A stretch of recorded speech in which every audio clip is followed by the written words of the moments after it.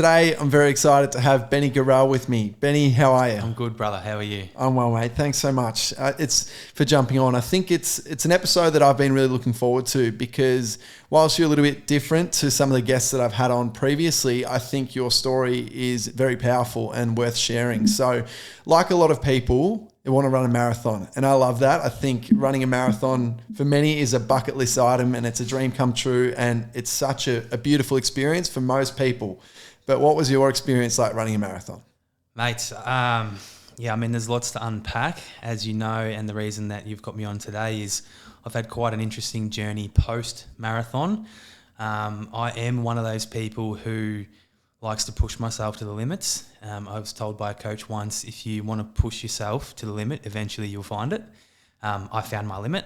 So I would say that I've got a stronger mind than my body, and sometimes I guess I've taken shortcuts in a sense because I've utilised the strength of my mind to overcome challenges rather than put in the work, essentially, which is what I've come to learn now. So essentially, I rushed my marathon, basically.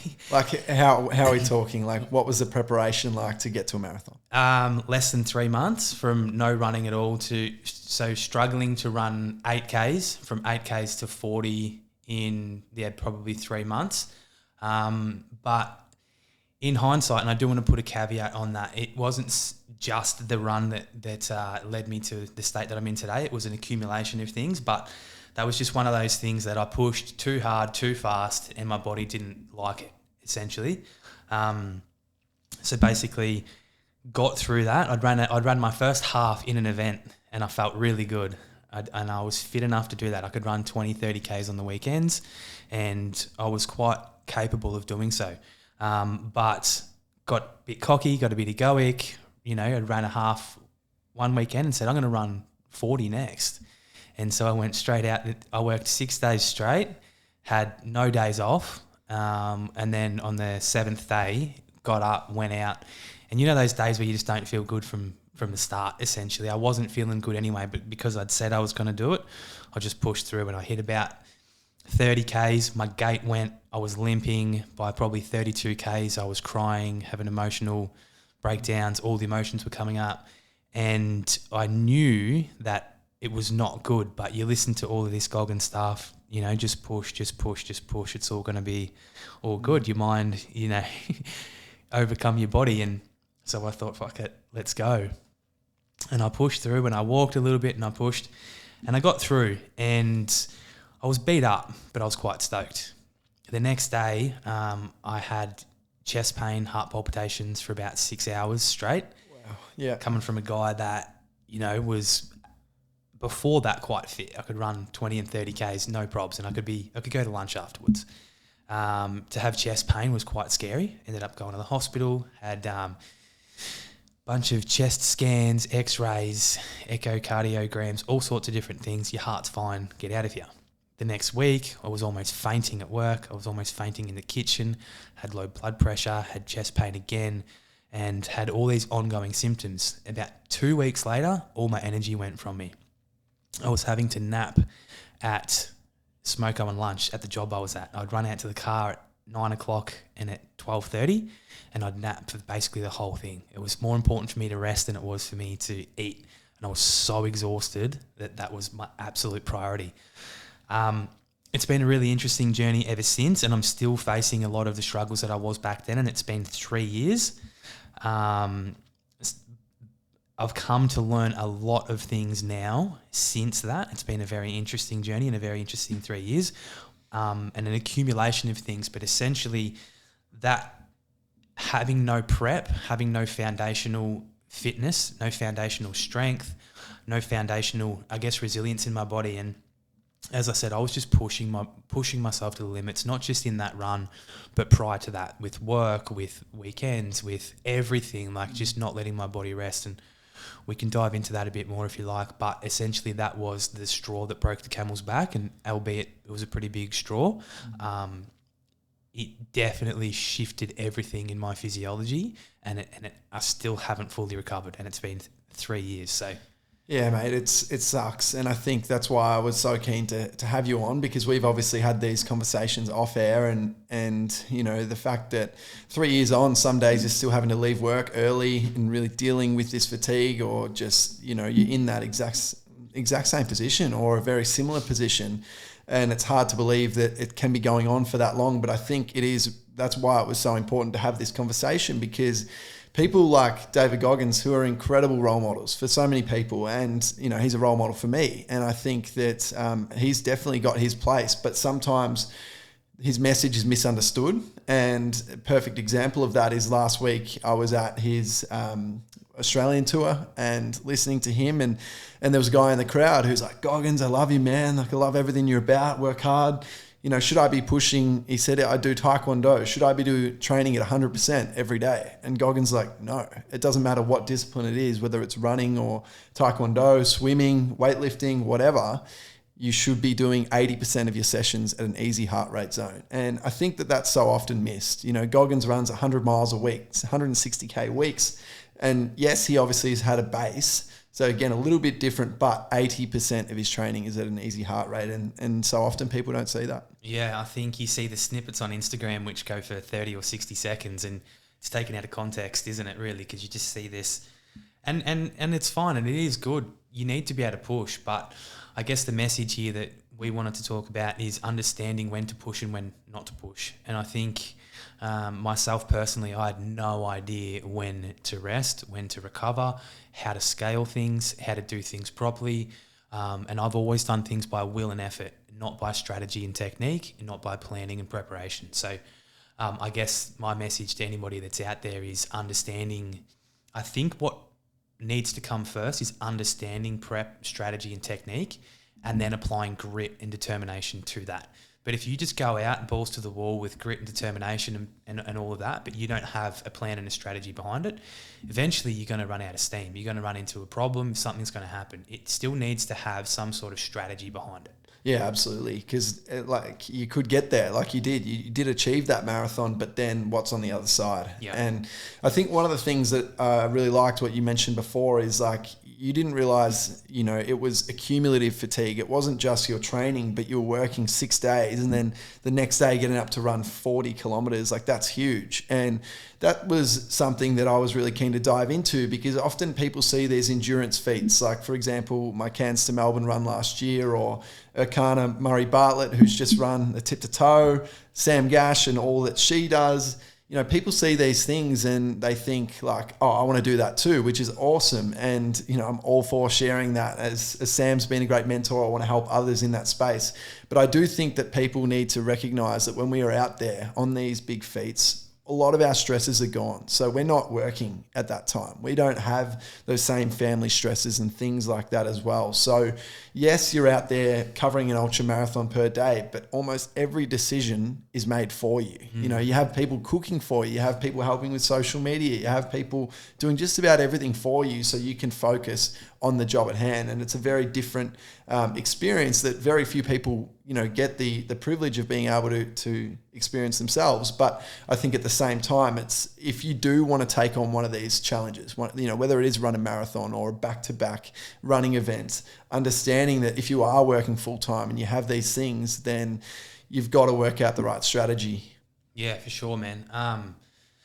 And diving into that, like, as I said, I was burning the candle at both ends for years and years and years. And I'm sure there's going to be people that are listening to this that can resonate and are doing or have done the same thing, right?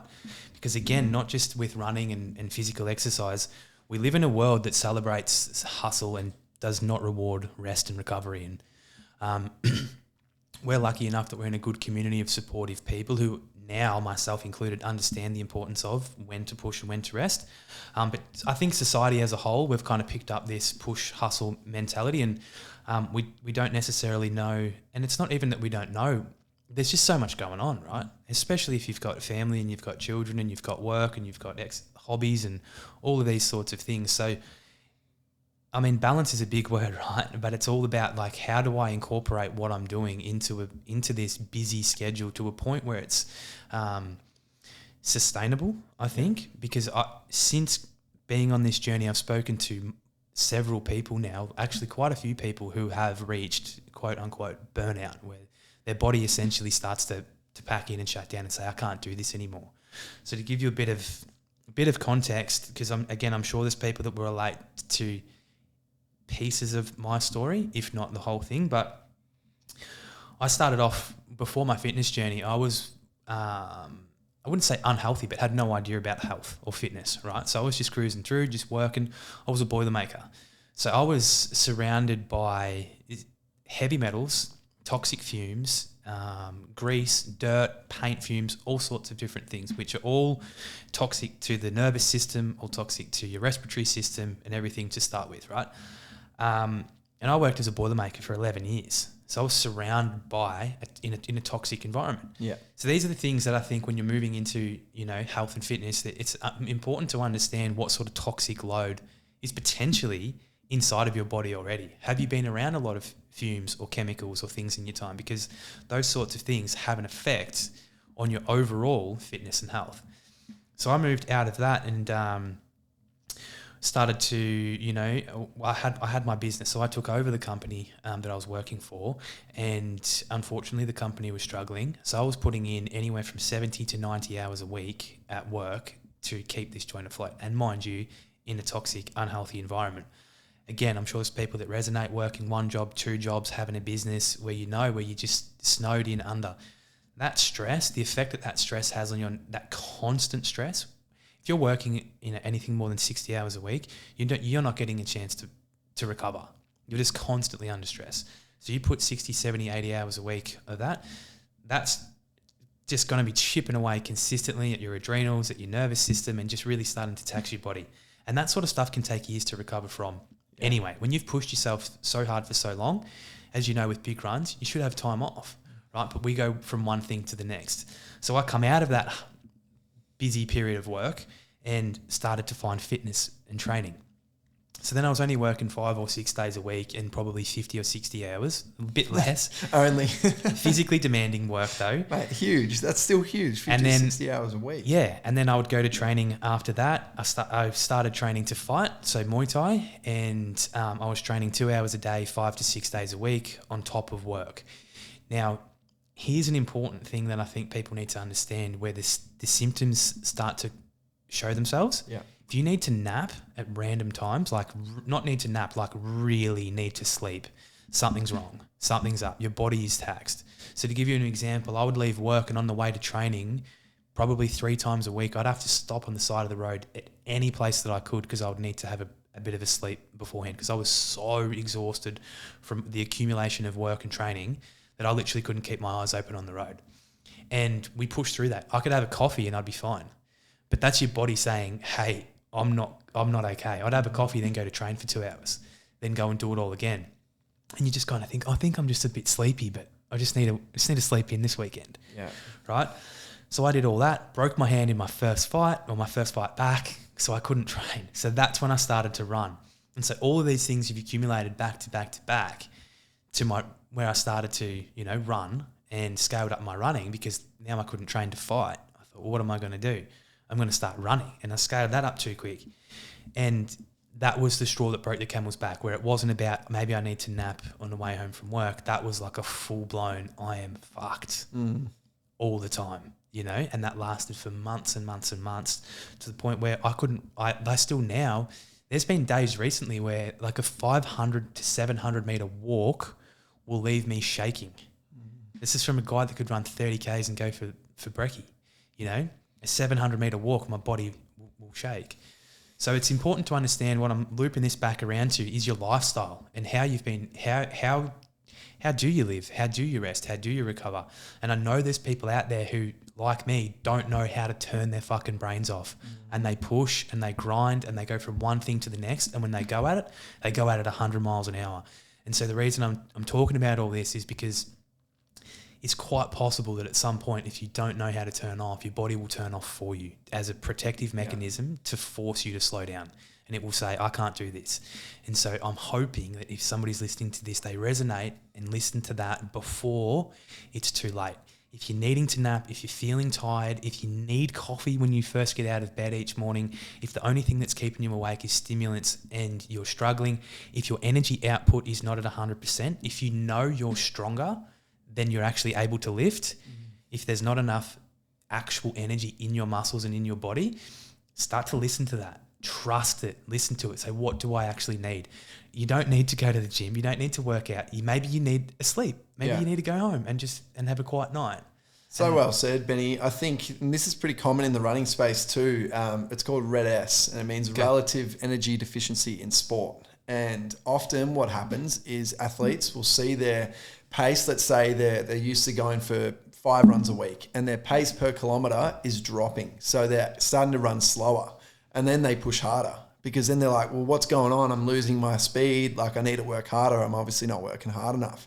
So that's the first sign, is if your performance is dramatically decreasing, a lot of people go the other way and think they need to smash themselves more. But it's about taking that step back and going, okay, maybe we skip tomorrow's session. Maybe we rest. And, you know, I think it's tough, because we do often set these big goals, whether it's to run an ultra marathon or a marathon or back to back. You know, maybe it's run around Australia, like my goal next year. And I think that's always in the back of your mind. But at the same time, you need to listen. And I want to bring light to that, because today I was driving and I had planned, obviously we had this podcast, 3:30 p.m. I was like, sweet, the gym's on the way. I'll get there at 2 p.m, have a strong session, and then get into the podcast. And I felt terrible. I'm looking around for coffee. I have a coffee at 1 p.m. thinking that's going to get me going, ready to train. I still felt terrible. And I was like, isn't it ironic? I'm about to smash a coffee and then go and smash myself at the gym and then go and have this conversation with Benny, knowing what we're about to talk about. I said, I can't do it. So I came here early and snuck in and started working on my laptop instead. So yeah, I think it's something that people need to definitely be aware of, and it's through having conversations like we've had that's made me a lot more conscious of that. Because whilst you can have big goals, I'd prefer to be smarter today with my training, rest up today and hit tomorrow strong as a result, rather than cook myself. You know, what's today when I'm already feeling the fatigue? If I go hard today, what's that going to do?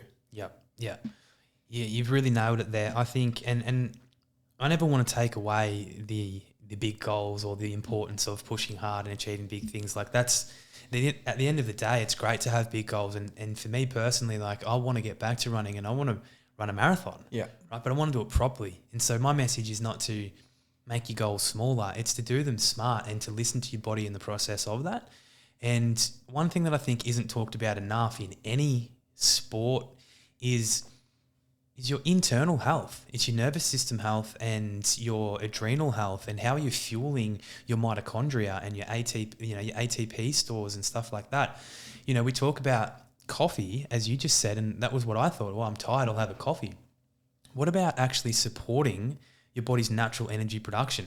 You know, what about regulating your circadian rhythm, getting the right amount of sleep? What about magnesium to soothe and calm your nervous system? What about vitamin C to support your adrenal glands? You know, ashwagandha, these herbs and stuff that can help to, or the herbs that will help to regulate your system, essentially.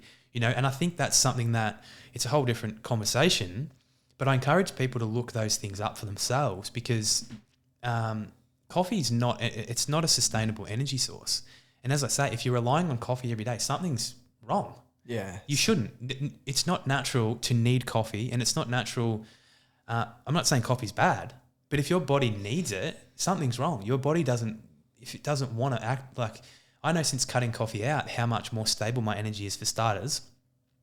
But also, and because coffee itself can cause, you know, Huberman talks about this, you know, what actually you think is coffee stimulating you is actually only bringing you back to baseline before you started drinking coffee. So you actually create a deficit with coffee that you're only ever bringing back to like a less than baseline. Again, won't go into it. That's crazy, yeah. But I encourage people to look things up, to say, hey, look, my training load has increased. My stress levels have increased. I'm stressed at home. I'm fighting with my partner. My kids are crazy. I've lost my job. I want to do the marathon. What am I going to do to support my body's natural rhythms? And what am I going to do to support my natural energy production? because that's a far better, more sustainable way of really achieving your goals and then having a life out of it. Yeah. Not stimulants, not pre-workout, not coffee, not these things that are going to cause huge crashes and actually become an overall deficit to your training program. So true. It took me 6 months to properly recover from Cairns to Melbourne. And I know I've followed Ned Brockman's recovery closely. He's 5 months since his big run across Australia, and he reckons he's at 50%. So he's still nowhere near it, you know. And I think, again, we see these feats, but we have to respect the come down as well. And so sometimes that's just looking at, okay, well, obviously movement is really important, but unstructured training. And for me, it was actually playing tennis that really helped me through that period. But, you know, I look back at some of the things that I've done, and there was one a couple of years ago, again, in line with Goggins, the 4x4x48. But me being the person I am, I tried to make every run get faster. And so the intensity was relentless. And, you know, you're sleeping. By the time you get your session done, you have 3.5 hours left. You're sleeping for 90 minutes max, and then you're into it again. So it was incredibly tough. And I remember I finished on the Sunday at 4 p.m. and I couldn't train on the Monday. Like, I was exhausted. Couldn't train on Tuesday. And then Wednesday, ego kicked in. And I was just like, I can't go 3 days without doing anything. That's not me. That's not who you are. Let's get up. We're going to the gym. Let's just train up a body. And I remember it so vividly. And I was like, but I feel awful. All good. Shotgun, double shot of coffee. Let's go do it. Trained for 45 minutes at such terrible quality. I drove home and I was back in bed at 12 p.m. And I was staying at home, my family home in Melbourne. And Mum had a painter over that day. And 12 p.m. she's walked in because we're getting the house painted. And she's like, what the fuck? What are you doing in bed? And I was like, I am exhausted. And I was working on my laptop. I came home from the gym, could barely keep my eyes open, and I needed to rest. And that's the scariest, I guess, place I've ever been from a training point of view. So I completely understand it. But I feel like through having that experience, I've then dialed it back when I have been, you know, when I have pushed it too far. Yeah. And yeah, just sort of reiterating the point there that the coffee, it might make you feel good temporarily, but again, it's putting you into a deeper hole. So I think also just having that awareness too. Again, it's not to say you should never have a coffee when you feel tired to pull you through. I do want to make, you know, a few important points with that. I'm not saying it's bad, but I'm saying understand what's actually going on. Right? You can trick your body for a period of time, but you can't trick it for a long time. And coffee will get you through when you're feeling tired for a period of time. But again, if you're relying on it, eventually you're going to end up further behind. So it's important to understand. And what I was having a conversation the other day, what I really want to see from someone like Goggins or Brockman, or potentially even yourself, this could be your project, is for somebody to actually in the endurance space to understand specifically, maybe talk to, you know, a freaking endocrinologist and a whoever, like a nervous system, a neuroscientist or something, and understand the physiological impact that occurs during such an intense run. I'm not just talking about my marathon, but like when it's days on days on days, what's actually happening to the body. And as you would know, you can't fuel yourself enough for what your body's actually going through a lot of the time. And it's not just about your macros. It's really important, as you know, but what about the micronutrients what about the actual tax? And what is that fatigue, like you just spoke about, it's incredibly draining. It's not a matter of, I need to eat some vegetables today and I'll feel good. What do I need to do to support an extremely depleted brain, liver, adrenal glands, nervous system, you know, all of these systems that come online when your glycogen and glucose stores run low and when your body goes into stress mode? How do I support those? And not only post-race, how do I support those pre-race? How do I actually get my body into such an optimal condition? And I am talking about, you know, specific things, supplementation and things, to a point where my body has an increased capacity to withstand stress prior to putting it under that load. So then when it does come to recovery and rebound, my body was already at such a good, you know, when Bonnie Hancock paddled around Australia, she put on 15 kilos before she left. Yeah. Smart. Very right? smart. Yeah. Now that's physiologically, she knew she wouldn't be able to get in the correct amount of calories that she needed in order to sustain it. So she was super clever. She lost, I believe, the whole lot. It's a smart strategy. Obviously, last week or last podcast episode was Samantha Gash, and I know, obviously, being on Survivor with her husband, Mark Wales, he put on a lot of weight beforehand, Yep. knowing that he lost 17 kilos in that season when he won it. So, you know, it's a good strategy for sure. And then internally, what does my body need? And then post race, like you say, there's going to be fatigue no matter what, right? But I do feel like there's a huge missing link with Goggins and Brockman and all these type of people. Correct me if I'm wrong. I'd love for them to stand out and speak on a podcast and say, you're completely wrong, Benny. This is what we know. Nobody talks about post-race recovery from a perspective of supplementation and things.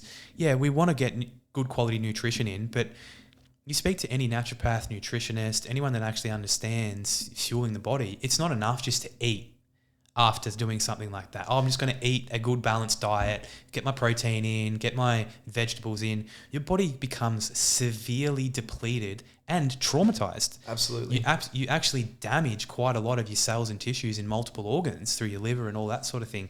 So I want somebody that's doing these things to come out. Maybe Rich Roll does. There's probably people on his podcast that talk about it. I haven't heard it, but I want somebody to come out and say, this is the one supplement, the 3 supplements, the 4 things you need to do post endurance race that's going to help support your internal organs. Because from my perspective, muscles are quite easy to recover. Muscles only take a few days. Muscles rarely take weeks and weeks and weeks and months and years to recover. My muscles are fine. Yeah. My energy system's offline still. I'm trying to recover my nervous system, my adrenal glands, and trying to recover my mitochondria, which are damaged from all that stress. So I want somebody to come through and say, this is what we need to do, because I personally think that's going to change the game. If Ned potentially knew what to do before and what to do now, he might speed his recovery up. Again, correct me if I'm wrong. I don't know what he's doing, but I don't think he does either. I think he's just run his run and now he's like, sweet, we'll just let the body do its thing. And you can, and your body will always heal itself. But there are things you can do to help it along the way. Yeah, it's so true. I think it's a bit of unknown territory, even for these experts, right? I remember talking to Chloe McLeod, my sports dietitian, because she copped a bit of flack during my Cairns to Melbourne run, because other dietitians are saying, what are you telling me to drink 2 litres of chalky milk a day and, 2 large pizzas a night and all of this? And she's like, because he's burning 10,000 calories a day. Like, this is not a normal thing. And, it's obviously, it had to be such a balance between, yes, some good food in there, of course, to get those macros and micros that you spoke about, but also junk food that was high in calories to be able to just sustain some weight. Like, I dropped 4 kilos in 10 days. 4 kilos within the first 8 days. And it was a lot in far north Queensland. And I felt every bit of it. I felt awful out there. And I think it's definitely a space where dietitians are still trying to learn that as well. And I think that obviously the more people do these things, the more we're going to uncover and going to then be able to help each other. But it is definitely an interesting conversation. Like, the amount of people that I share with them my dream of running around Australia, and they're like, why would you do that? That is torture, like torturing your own body. And I was like, because for me, it is truly my passion. I want to see how far I can go to truly help others. And obviously Ned, Goggins, these other people, Samantha Gash, Okana, have the same sort of passion, and that's great. But if we can work out ways to better support the build up and the recovery after, then it would be a very different result. Because I think even just like I spoke about Chloe then on my runs. I don't use her on my day-to-day nutrition. And obviously to even get to the point of next year, there's probably a number of things I could be doing to better prepare than just, okay, hey, my run's about to start. What should be our nutrition plan here? Yeah. I think never underestimate your body's ability and capacity to generate and produce energy, right? And so supporting all of those systems that do that, and like simple little things like magnesium. Like, were you taking things like that, any supplementation and stuff while you were away? Yeah, magnesium at night and collagen in the morning. Yeah, and nice. I don't normally do that in my day-to-day. A bit of greens powder here and there, but that was all, a bit different on the run. That was good. Yeah, but those things make, I personally think, a huge difference. Yeah. Because your body, when it's under stress, it starts to use up all those stores of magnesium, the stores of vitamin C. When your body goes into a stress state, those are the 2 of the things that starts to burn up the fastest. Yeah, for sure. So obviously now 3 years on, do you have sort of any indication, or is it truly a day by day sort of thing? It is. And for me personally, the biggest thing is rewiring still the patterns in my brain and body that have led me here in the first place. So it's a lifestyle thing. Learning to slow down, learning still how to recover and rest and do all those things, because my mind still goes 100 miles an hour and my body can't keep up with it. So it's like still that I rarely have rest days because I work full time, and then there's many things that I'm wanting to work on outside of that. So it's a mental programming that needs to be changed, if you will, and that's still the biggest challenge for me. I think personally, if I had 6 months off and I went and stayed on an island and just recovered and rested, it'd make a huge difference. But the tricky part is with these types of things, you can't just stop. Your life can't just stop because you don't feel good. And I've spoken to people who have been through similar things, didn't do the runs, but have had severely overactive systems, and they've been bedridden for months. Some of them haven't been able to work for years. And so it's like, as soon as you feel good, you get this energy, you go and use it up and you end up in the same sort of spot. So yeah, my message is to myself and to anyone listening is understanding when to switch on and when to switch off, and you don't need to be on all the time. Yeah, it's a great point. And I think, we touched on Goggins before. That's something even he says, and that's missed. People don't know, but Goggins meditates and stretches out for 2 hours a night before he goes to sleep. So, yeah, we see him in those 30-second to 60-second clips where he is just on in the morning, but he's like, I will lift myself up in the morning, but I will bring myself back down before I go to bed. And, often people don't see that go slow or slowing down. And yeah, I think I've had a couple of conversations about the importance of going slow. I just recently did a workshop with one of my good mates, Josh Lynott, and he does this go slow workshop. And basically he talks about what is the cost of being too busy? How does being busy affect your relationships? How does being busy affect your work, your finances, every part of your life, your health?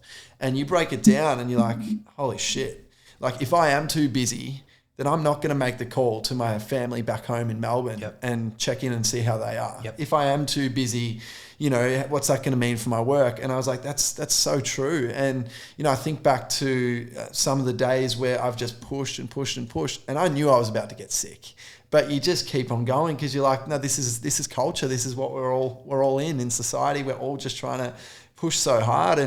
And one thing that Joshy shared was like, first it's the feather, then it's the brick, and then it's the truck. You get hit by a feather and it's just like telling you, hey, slow down.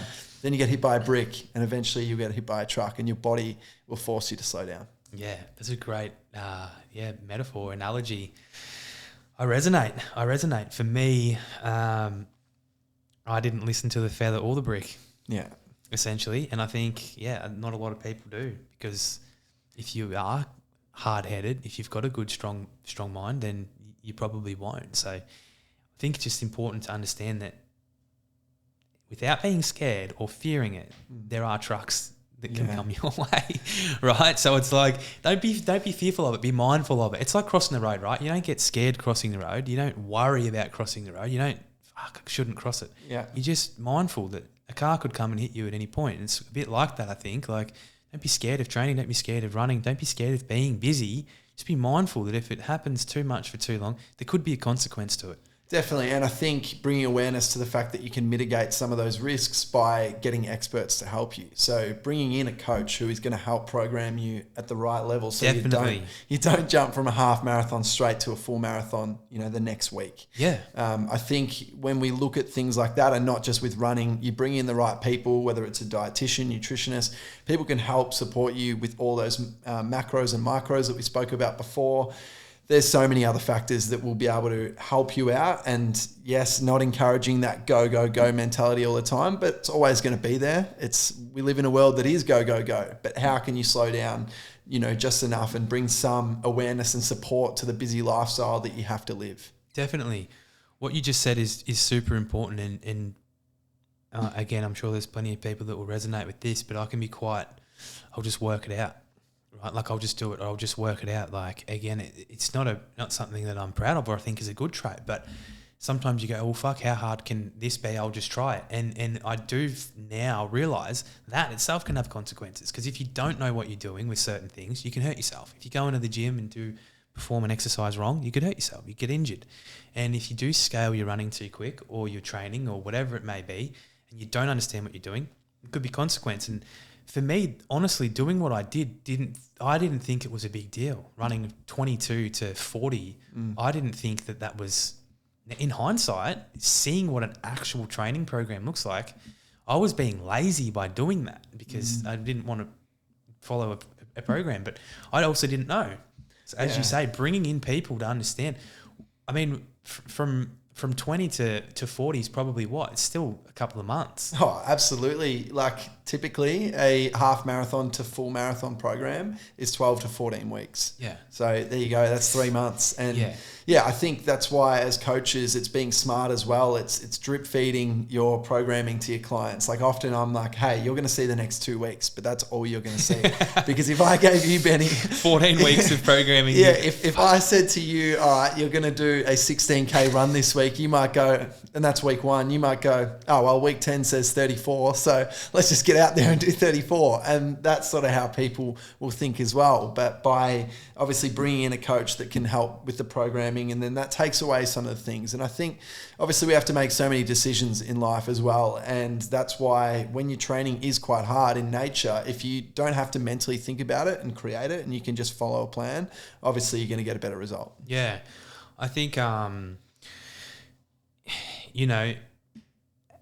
learning when to ask for help, learning when to bring someone in, because at the end of the day, you might think that 12 weeks or 14 weeks or 16 weeks is a long time, but I tell you right now, 3 years is a long time of not running at all. And so that's a lesson I've had to learn the hard way is, what if I did do a training program? Well, I may not have done that 40 Ks for an extra, even let's say 6 months, but I could still be running. Yeah, so true. And again, it's lifestyle. My story's not typical. There's a lot of other things that have contributed to it that I need to work on. But it is possible that if you jump the gun too quick, you could end up, going backwards rather than forwards. I was watching a guy the other day on Instagram. He was talking about coming back from an injury, like a shoulder injury, and he just said, he's been doing everything just bit by bit. He's been super particular with it over like 3 months. And now he's got full strength.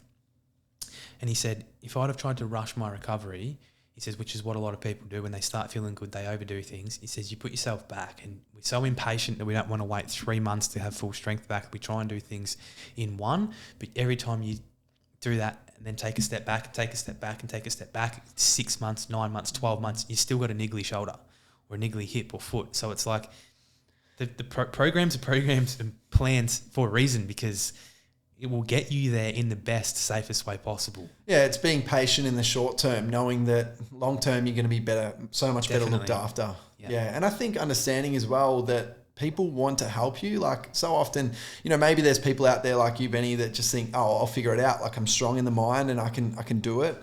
But there may also be people out there who are like, well, I don't want to ask that person for help. Like, I just don't feel that comfortable or that confident reaching out to that person. And I think from my own personal experience, and I'm sure if you listen to my last episode with Sam Gash, you can see how much, I'm in awe of Sam. She's made me the person that I am today. She's introduced me to my coach, Jason DJ, and I wouldn't be who I am without her. And that was through me boldly reaching out for help. I was a young kid. I was 19, 20 years old. I fell in love with running, and I knew all these reasons why I wanted to run ultra marathons, but I didn't have the process. And I thought, well, I've got nothing to lose here in asking someone for help. And the way that she's been with me has just been incredible in sharing all of her wisdom and knowledge. And, I think our next episode on the first 42K podcast, I'm bringing on Dave Alley, who is the current record holder of a run around Australia. So he's been a mentor for me. I think people often freak out about asking for help when the reality is we have to remember that these people were helped themselves to get into that position and they want to pay it forward. And I know from my own experience, I always want to help people with running. So exactly like you, Benny, right now having this conversation, I was really intrigued to hear your story first. Then I felt really sad about your experience and what you've been through. And then I was like, well, no, let's get you on. Let's talk about it, because I think that this should hopefully, bring awareness to, yes, there's a push, but hey, do it smart. Definitely. You definitely do it smart. Also, I think asking yourself why you want to do things, like if I'm to be honest, like I was stoked with the half marathon. I was absolutely stoked. Loved every bit of it. Because I was even so burnt out after the 40, like I didn't even enjoy it, and that's a big thing too. I think you love running. Like everyone knows that. Everyone can see that, right? You could just run around Australia for the rest of your life, and you'd be a happy man. If you were getting paid and getting fed while you run around Australia, I'm sure you'd die happy. You'd just do it forever. And I think that's something else just to take into consideration is why are you doing it? Why are you going to be happy at the end of it? Like if you rush this thing, if you burn yourself out, if you hurt yourself, if you increase that, are you even taking the time to enjoy the process? And for me personally, like I say, the half I did, the 40, didn't even enjoy it anyway. So it wasn't even worth it. Not even like, it was the best thing I ever did. It was a complete waste of time because I didn't enjoy it and it cooked me. So I think asking yourself, why am I doing the things that I'm doing? Why am I pushing so hard? Why am I striving? Why aren't I maybe just happy running 10Ks this weekend? Why do I compare myself to that person who's running 40? And why do I need to do that? If that's genuinely what you want to do, absolutely go after it with both hands and love every bit of it. But knowing why you actually want to do the things you do, because a lot of the time we reach goals that we've set in our mind and we don't necessarily feel the same level of, and I know plenty of people who do challenges and things, and it's such a short-lived little bit of, highlight, and the potential downside to it can be catastrophic. Can be catastrophic. Yeah. So really loving the process. I think that George is really good at that, about just loving the process, and yourself. I see it in you. You love what you're doing, and for me, I didn't necessarily love what I was doing. I was just doing it because I wanted to push. And again, I don't think that's necessarily the healthy or sustainable way to go about things. So I've had a lot of reflection and a lot of things that I'm shifting up in my life. But again, anyone that's listening to this, do it because you love it, not because don't give it. Who cares if someone ran, a 10-second split faster than you? Who gives a shit what their Strava says? At the end of the day, compete against yourself and enjoy that process, right? Yeah, so true. I think if you are in that position as well, where you do feel like that comparison, which is huge in the running space, you're feeling like, like this person's getting quicker, and Strava, you're feeling that constant comparison to others, run without a watch. Yeah. Honestly, that will bring you back to loving running because you have nothing to focus on with respect to time. You're just out there in nature, focusing on one foot in front of the other and feeling good. So, and you mentioned George there, like we obviously absolutely love running. It's a huge part of our lives. We share that passion. We talk about it with so much emotional intensity. But at the same time, we are doing a lot of easy runs. And that's like we were saying earlier, training's not hard all the time. Like I will only do 1 to 2 and usually 1 quality session a week. So speed session a week. A lot of it is zone 2 training, really easy heart rate. And when people actually understand that, they go, oh, okay, that's how they can train so much. Yeah. And I don't think still even that I know that everybody that I know runs does that, because I know people that do what you and George do, which I admire. And then I know people that just want to push every freaking time they get out there. And it's like, we've had those discussions as well. It's like, it's not how you do it. And even like you say with Goggins, the 80% thing, it's like, you don't have to go out and cook yourself in everything that you do. It's crazy, isn't it? You don't have to. Mate, well, yeah, it's been an absolute privilege having you on, Benny. I think you, through this chat, have really given people some insights into, yes, it's great to dream big, and I think that you've really reinforced that. Like, you're not here telling people not to go after their goals and dreams, but do it in a smart way, and understand that sometimes the consequences can be catastrophic if you do jump into something too hard. So I've learned a lot through this conversation. I think you're an incredibly smart guy, and it's been awesome to chat with you. And mate, keep sharing this story, because if we can help just one person who may be just overdoing it right now, then that's all worth it. So Benny, thanks so much. And just before I let you go, where can people find you if they do maybe have a similar story and want to get in touch? Yeah, for sure. Just reach out via Instagram, Benny, BENNY_Gorell, GORELL.